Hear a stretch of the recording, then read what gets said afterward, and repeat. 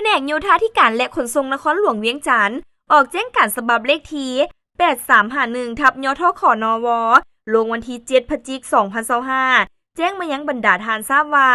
เพื่ออำนวยความสะดวกให้แก่การจัดงานมหกรรมกีฬาแห่งชาติได้ดำเนินไปด้วยความเป็นระเบียบเรียบร้อยลดพรการสัญจรแออัดตามเส้นทางต่างๆจึงขอแจ้งมายังบรรดาทานตามรายละเอียดคือ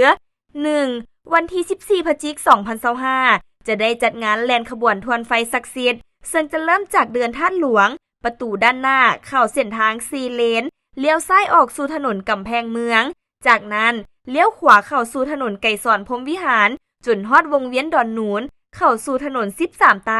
เข้าฮอดสนามกีฬาแห่งชาติหลัก16การแล่นดังกล่าวจะได้มีการปิดการสัญจรในแต่ละส่วงของถนนกำแพงเมืองถนนไกรสอนพรหมวิหารและถนน13ไตซึ่งจะมีเจ้าหน้าที่ตำรวจจราจรอำนวยความสะดวกแนะนำการสัญจรแต่ละจุด 2. ในวันที่15พฤศจิกายน2025เป็นมื้อเปิดพิธี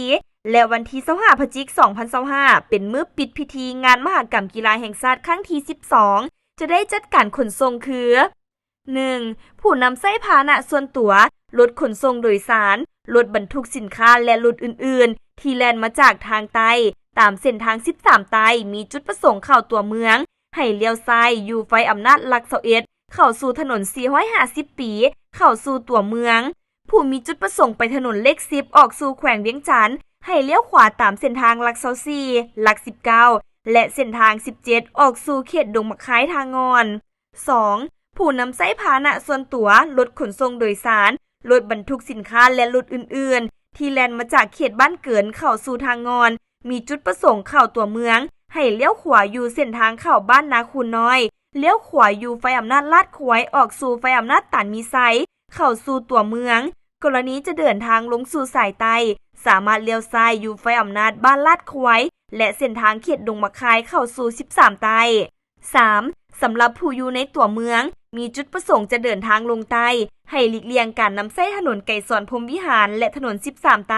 ช่วงวงเวียนดอนหนูนหาสนามกีฬาแห่งชาติหลัก16ไปนำใช้เส้นทางอื่นๆ 4. สำหรับในมื้อเปิดและมื้อปิดงานมหกรรมกีฬาแห่งชาติจะได้มีการปิดการสัญจรอยู่วงเวียนดอนหนูนไฟอำนาจหลัก21และเขตไฟอำนาจทางเข้าสถานีรถไฟลาวจีนเพื่ออำนวยความสะดวกให้แก่คณะจัดงานผู้บ่มีส่วนเกี่ยวข้องให้หลีกเลี่ยงการนำใช้เส้นทางดังกล่าว